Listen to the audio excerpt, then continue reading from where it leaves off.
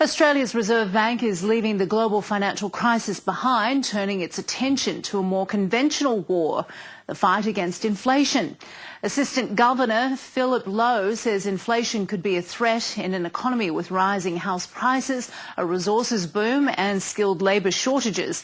At the same time, there are signs last year's rate hikes are beginning to make their mark on home lending. But analysts say it won't give the RBA much comfort because weaker demand for new housing could exacerbate the undersupply problem and lead to even higher prices. Philip Lasker reports. All may not be right with the world, but it's not the Reserve Bank's world. The central scenario for the Australian economy is a very positive one, with growth over the next couple of years around average, a relatively strong labour market, and inflation consistent with the medium-term target. But the path to economic nirvana has its challenges, and those challenges will keep the pressure on interest rates. Capacity constraints are back in vogue, threatening the inflation outlook, so the RBA's Assistant Governor stressed the importance of boosting supply in a number of areas. The resource sector's massive demands will put the squeeze on the supply of skilled workers and investment funds. And today's trade figures from China suggested another resources boom is just around the corner. China's exports jumped 45% last month, while imports rose 44%. It's against this backdrop that Australia must address its housing shortage to combat rising prices and rents. If housing construction is very strong, at the same time the resource sector is expanding, there will obviously be competing demands for a range of skilled workers and specialised services. Managing these competing demands and ensuring the adequate supply of workers with appropriate skills is a significant challenge for us.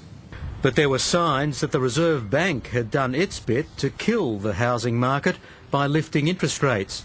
Housing finance was down almost 8% in January, the biggest slide in a decade and the fourth monthly fall in a row. It shows first home buyers continued to leave the market, but upgrader numbers were also weak, and analysts say it makes the supply problem worse. We already know that there's a large undersupply, and if people aren't out there financing new housing in particular, we're not going to be adding to that supply. So it certainly is cause for concern.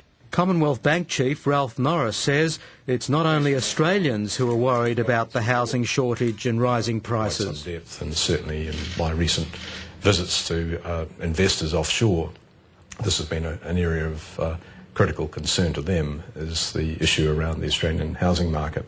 Ralph Norris was on hand to launch a new economic report which analyses the bank's huge customer base. It found that the effect of the global financial crisis on 30 to 64-year-olds was mild, as they received higher salaries and increased card spending. Hardest hit were Gen Y Australians, who experienced cuts in working hours, higher unemployment and little improvement in pay.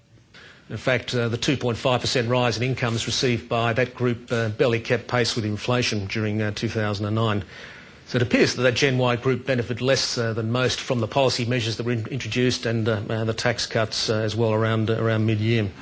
And now they're being priced out of the housing market by a housing shortage, which is the unfortunate byproduct of the Reserve Bank's rosy central economic scenario. As we look forward, if something like the central scenario were to eventuate, we will need to keep a strong focus on improving the supply side of the economy so that demand can grow solidly without putting upward pressure on inflation. But it takes time to expand supply. The inflation pressures will likely arrive sooner, and so will higher interest rates.